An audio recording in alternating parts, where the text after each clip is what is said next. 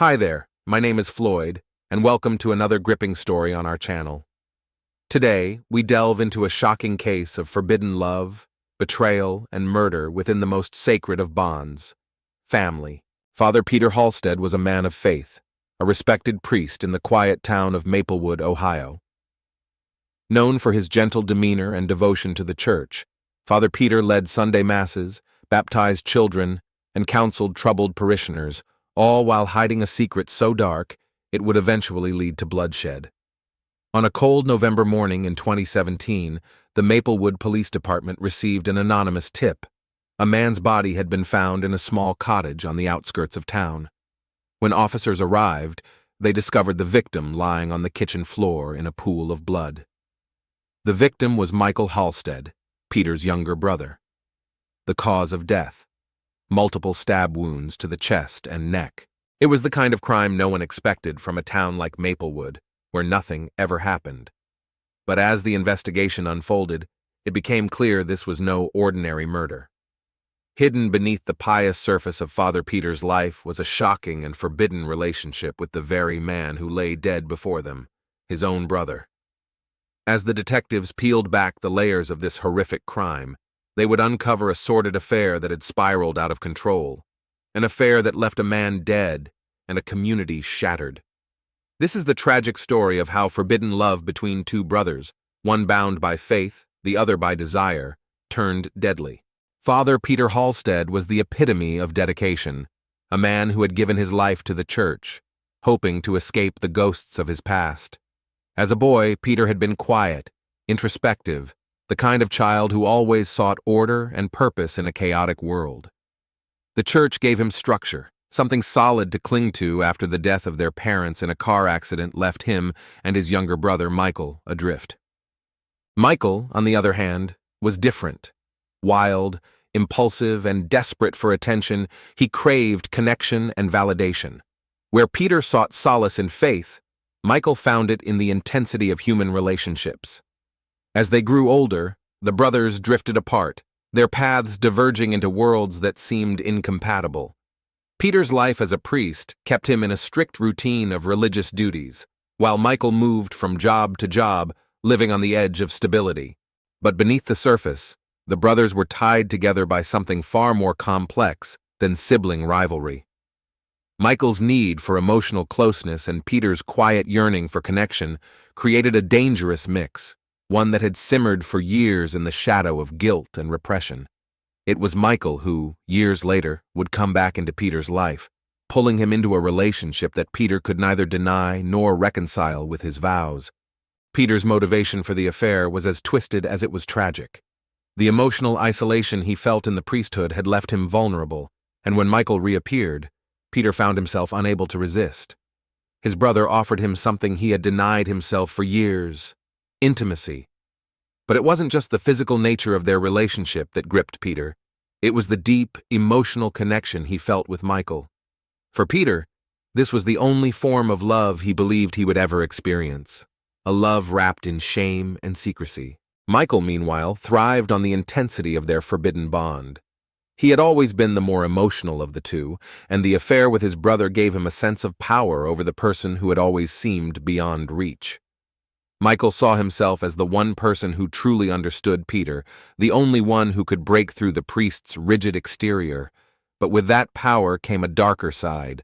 Michael's emotional instability, his desperate need for Peter's love turned into obsession, and soon the relationship spiraled into a toxic cycle of longing and resentment. The brothers' relationship became a constant struggle between love and hate, guilt and desire. Peter, consumed by self-loathing, tried to end the affair multiple times, retreating back into his role as a priest. But each time, Michael pulled him back, manipulating Peter's emotions, threatening to expose their secret if Peter walked away. For Michael, the affair was everything, his only form of control in a life that had otherwise spun out of it. As Peter sank deeper into guilt, the tension between the brothers escalated. Michael began to drink more heavily, showing up at Peter's cottage unannounced, demanding to see him, pulling him further into the emotional quicksand. Peter tried to remain calm, to maintain his composure as the weight of his dual life bore down on him, but with each passing day, he felt the walls closing in. For Peter, the church had once been his sanctuary. Now it had become a prison, one that Michael held the keys to. Trapped between his faith and his forbidden love, Peter's mind began to fracture. He knew their relationship was unsustainable, a ticking time bomb, but he couldn't let go of the only love he had ever known. And Michael, in his desperation to keep Peter close, became more erratic, more dangerous. The brothers were locked in a deadly dance, both unwilling and unable to sever the bond that had tied them together since childhood.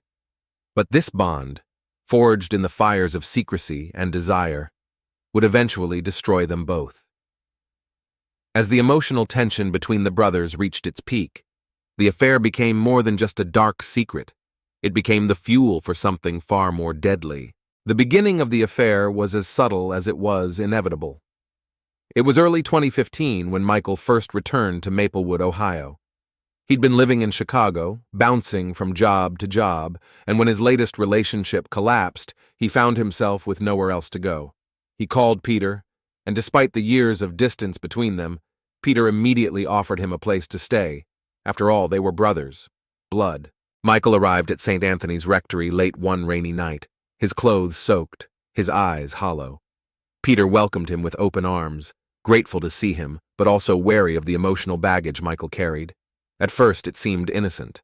Michael was the younger brother who had lost his way, and Peter, the priest, was offering a hand of salvation. But underneath that surface lay a tension they both felt but neither acknowledged, something that had always simmered between them, an unspoken connection that had, until now, remained buried. The first few weeks passed without incident. Peter gave Michael a spare room in the rectory, away from the parishioners' eyes, and Michael kept a low profile, helping out with church duties and slowly integrating himself into the community.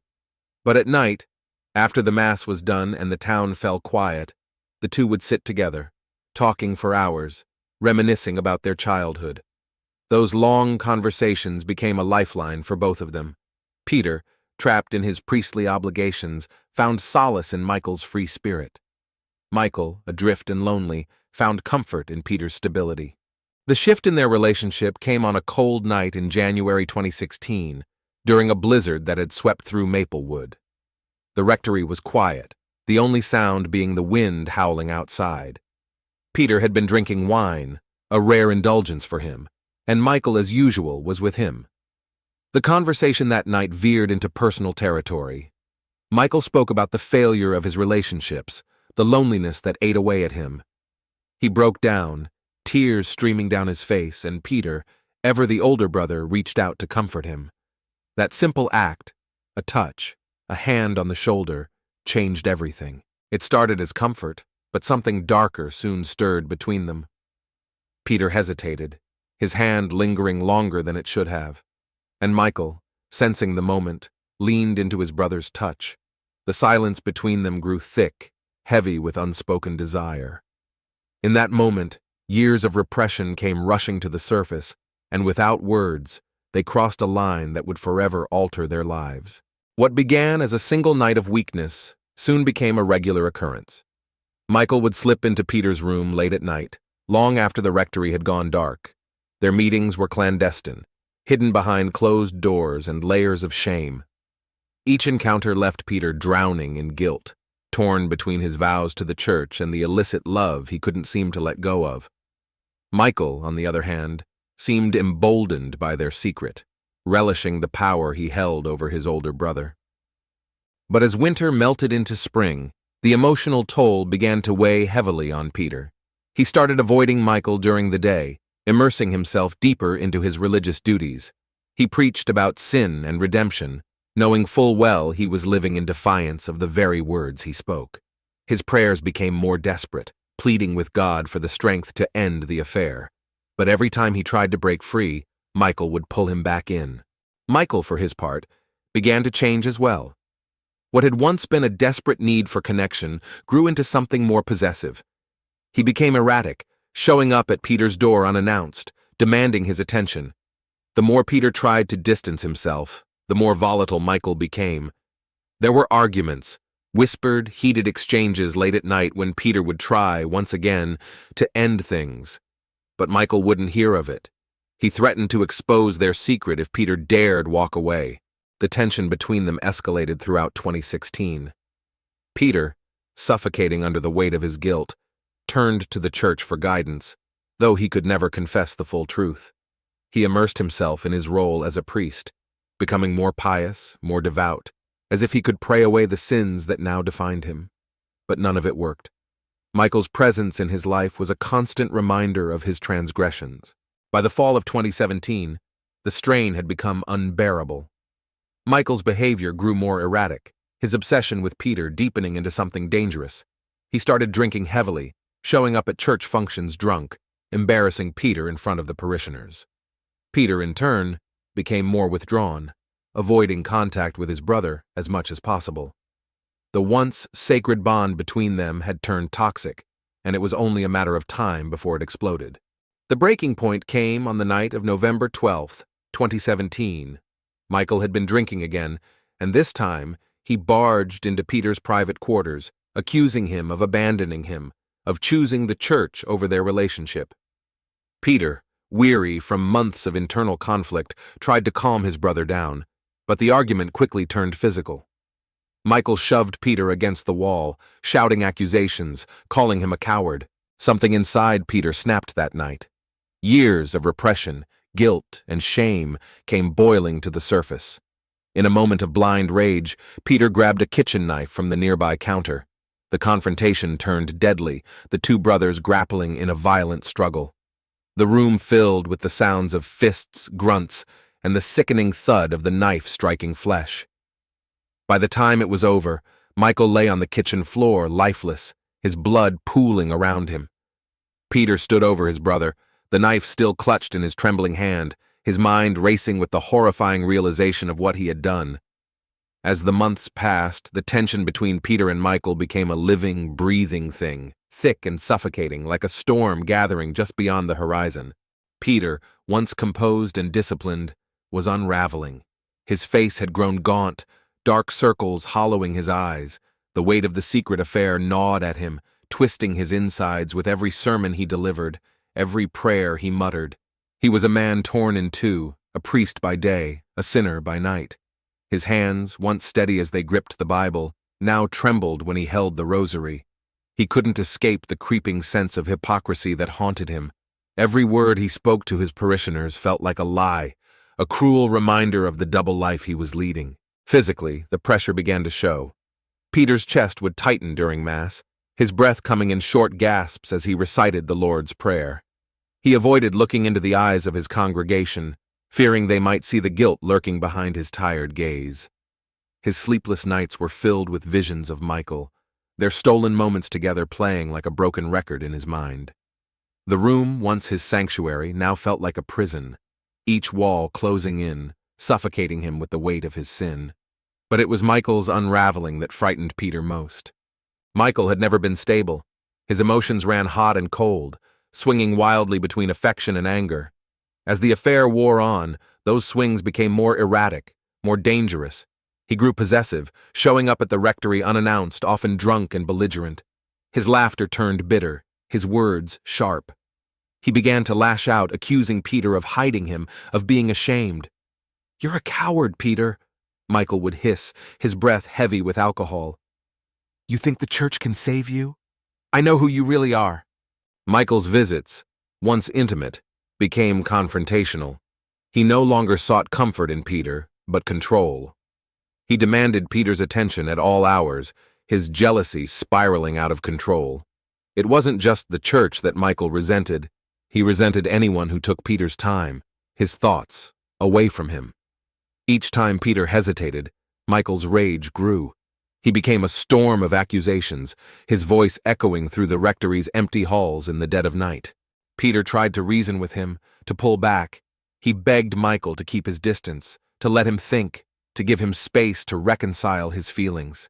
But Michael wouldn't listen. "You can't just turn me off, Peter," Michael spat during one of their late-night confrontations. His eyes were wild, dark shadows creeping under them from too many sleepless nights. "You belong to me. You always have." The line between love and obsession blurred until Peter no longer recognized the brother he had once sworn to protect. Every knock at his door made Peter's stomach lurch. Every text or phone call from Michael set his nerves on edge. His palms would sweat, his heart would pound, fear gripping him like a vice. What if Michael came to the church? What if he exposed their secret to the entire congregation? The fear was paralyzing, yet Peter was too deep in to stop it. Michael's presence was no longer just a source of guilt. It had become a threat. The more Peter tried to pull away, the more aggressive Michael became. Their conversations, once full of shared memories and warmth, were now filled with bitter accusations and venomous words. Michael would sneer at Peter's hesitation, daring him to end things, knowing full well Peter couldn't. "You think God's going to forgive you for this?" Michael mocked one night. "You're just as dirty as I am." The tension between them was like a live wire, snapping and sparking with each interaction. Peter felt trapped by his faith, trapped by his desires, trapped by Michael. And the more trapped he felt, the more dangerous Michael became. Each encounter pushed Peter closer to the edge, and he knew it was only a matter of time before something broke. The air between them had grown volatile, electric with the threat of violence, and Peter could feel the storm building, its dark clouds looming ever closer. The final rupture was inevitable. November 12th, 2017. It was late, past midnight, and the rectory was bathed in an eerie stillness. Outside, the wind howled through the bare branches, rattling against the windows as if warning of what was to come. The air inside was suffocatingly cold, but the real chill came from within. Father Peter Halstead sat at his desk, the dim glow of the lamp casting long shadows across the room. His hands shook as he flipped through his Bible, his eyes scanning words he could no longer feel. Every verse, every promise of salvation felt hollow. He was trying in vain to lose himself in the scripture, to drown out the sound of his own thoughts. But they were there, ever present, gnawing at his mind like a festering wound that refused to heal. He hadn't seen Michael in 2 days, 2 blessed days of silence, and for a brief moment, Peter allowed himself to hope that perhaps Michael had finally given up. Maybe he had moved on, found peace somewhere far from here. But deep down, Peter knew better. Michael was never one to let things go, and tonight, that truth would come crashing through the walls Peter had desperately tried to build around himself. At 12:45 a.m., the door to the rectory slammed open, startling Peter from his prayer. His heart leaped into his throat, and instinctively, he knew who it was. Michael stumbled into the room, his footsteps heavy and uneven, the stench of alcohol thick on his breath. His clothes were disheveled, his hair matted with sweat. He reeked of anger, of desperation. "Peter!" Michael's voice was slurred but charged with fury. He lurched forward, his eyes wild, locking onto Peter as if he were the source of every wrong in his life. "Where have you been? Avoiding me again?" Peter stood, his body rigid with tension. His pulse raced, his palms slick with sweat. "Michael," he said softly, trying to keep his voice steady. "You need to leave. This isn't the time." "Don't tell me to leave," Michael shouted, his fists clenched, his face flushed with rage. He took another step forward, closing the distance between them. "You think you can just shut me out? After everything? You think I'm just going to disappear?" Peter swallowed hard, fear prickling at the base of his neck. He could feel the pressure mounting, like a dam about to break. "I told you, Michael, this has to end. We can't keep doing this." "End?" Michael spat, his eyes blazing with fury. "You don't get to decide that. You don't get to just walk away and pretend like none of this happened." Peter's chest tightened as he felt the walls closing in. His voice cracked under the weight of his guilt. "We're destroying each other, Michael. This isn't love, this is torment." Michael's face twisted into a sneer, his lips curling back into something ugly. He staggered toward Peter, knocking over a chair in the process. "Torment? You're the one who's running away, Peter. You're the coward. You've always been the coward." The word hit Peter like a physical blow, knocking the breath from his lungs. He had heard it so many times, but tonight it carried a weight that suffocated him. His fists clenched at his sides, his body trembling with the effort to stay calm. "Michael, please," Peter whispered, desperation creeping into his voice. "You're drunk. You don't know what you're saying." But Michael wasn't hearing him. His anger was a fire, and it was burning out of control. "You're pathetic, Peter," he shouted, his voice cracking. "Hiding behind your Bible, hiding behind this church. You think that makes you holy? You think that makes you better than me?" He was inches from Peter now, close enough that Peter could smell the acrid alcohol on his breath, close enough that he could feel the heat radiating from Michael's rage. And in that moment, Peter saw something in his brother's eyes that terrified him, something unhinged, something violent. "I gave you everything, Peter," Michael hissed, his voice low, almost a growl. "And you're just going to throw me away like I'm nothing?" Peter's heart raced, his pulse pounding in his ears. He took a step back, his body trembling. "You're not nothing, Michael," he whispered, his voice barely audible. "But I can't do this anymore." Those words, "I can't do this anymore," seemed to ignite something in Michael. His face contorted in fury, and before Peter could react, Michael lunged at him, shoving him hard against the wall. The force knocked the breath out of Peter, his head slamming against the hard plaster. He gasped, trying to regain his footing, but Michael was on him, his fists pounding into Peter's chest, his words venomous. "You think you're so righteous? You think you can just walk away?" Michael shouted, his fists swinging wildly. Peter's hands shot out instinctively, trying to block the blows, but the room spun around him, his vision blurring. In the chaos, his hand brushed against something cold, something sharp. It was the kitchen knife he had used earlier to slice bread. His fingers curled around the handle, his breath coming in ragged gasps as he felt the cold steel against his palm. "Michael, stop!" Peter screamed, his voice cracking with desperation. But Michael didn't stop. His fists kept flying, his rage blinding him to everything else. And then it happened. In one terrible, instinctive motion, Peter lashed out, the knife slicing through the air between them. For a moment, everything seemed to freeze. The sound of the wind outside, the harsh breaths between them, the space between life and death. Michael stumbled backward, his eyes wide with shock. His hands flew to his chest, where blood was already beginning to bloom, dark and thick, through his shirt. He looked at Peter, confusion clouding his eyes, as if he couldn't quite understand what had just happened. Peter dropped the knife, his hands shaking uncontrollably. His breath came in shallow gasps, his mind reeling as Michael collapsed to the floor, the life draining out of him with each passing second. And in the silence that followed, Peter's world shattered. It was a cold November morning when Maplewood's small police department received a call. Father Peter Halstead himself dialed 911 just after 2 a.m., his voice trembling as he whispered the words, "My brother is dead. I killed him." The police arrived within minutes, their flashing lights cutting through the stillness of the night. Detective Julia Reese, a veteran with sharp instincts and a methodical approach, led the team. She found Peter sitting in the kitchen, his face pale, hands still stained with blood. Nearby, Michael's body lay sprawled on the floor, a single deep stab wound in his chest.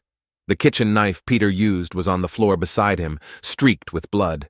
Reese immediately secured the scene, ordering her team to bag the knife as evidence and take photographs of every angle. The kitchen was chaotic. Furniture overturned, the cross on the wall lying shattered on the floor, a clear indication of a violent struggle. But something about Peter's demeanor, his blank stare, struck Reese as different. This wasn't a cold-blooded killer, but a man destroyed by his actions. As forensics swept the area, Reese began piecing together the night's events. Peter's hands were swabbed for blood and fingerprints, his clothes carefully bagged for analysis. The blood splatter on the walls and floor told its own story, indicating Michael had been facing Peter when the fatal blow was struck. Nearby, an empty wine bottle stood on the counter, suggesting alcohol may have played a role in fueling the confrontation. Reese interviewed Peter in the back of the police car. His confession was simple, but devastating. He admitted to the affair with Michael, the spiraling arguments, the guilt that had consumed him. "I didn't mean to kill him," Peter kept repeating, his voice hollow. By dawn, the forensics team had collected all they needed. The knife, stained with Michael's blood, bore Peter's fingerprints. Blood patterns in the kitchen matched Peter's story of a sudden, violent outburst. There were no signs of premeditation or anyone else involved. The investigation, swift and thorough, painted a tragic picture of brothers locked in a deadly, forbidden love. For Detective Reese, the case was clear, but the emotional aftermath would leave a lasting scar on the community of Maplewood. The trial of Father Peter Halstead was swift, but deeply emotional. The town of Maplewood, still reeling from the shocking crime, watched in disbelief as the once revered priest stood before the court, his head bowed in shame. Peter pled guilty to manslaughter, a charge reduced due to the circumstances of the crime, the violent altercation, the years of emotional turmoil, and his immediate confession. The prosecution laid out the tragic events with clinical precision, highlighting the toxic, forbidden relationship that had festered between the brothers. The defense, however, focused on Peter's torment, the guilt that had consumed him, and the spontaneous nature of the act. It was clear to all that this was not a calculated murder, but a desperate man pushed past his breaking point. During sentencing, the courtroom was tense with the weight of lost lives, Michael's forever cut short, and Peter's shattered by his own hand. Family members and former parishioners sat in the gallery, many with tears in their eyes, struggling to reconcile the kind priest they knew with the broken man now before them. The judge, in a somber tone, sentenced Peter to 12 years in prison, acknowledging the emotional complexity of the case, but emphasizing that justice had to be served. As the sentence was read, Peter remained silent, his face expressionless, though a single tear traced down his cheek. Outside the courtroom, Maplewood was left grappling with the aftermath of the crime. St. Anthony's Parish was closed indefinitely, its once vibrant community fractured by the scandal. Parishioners struggled with the dual grief of losing both brothers, one to death, the other to his own guilt. In the end, this was not just a story of a crime, but of a love that was doomed from the start, of lives entangled in secrecy, and of a faith tested beyond its limits.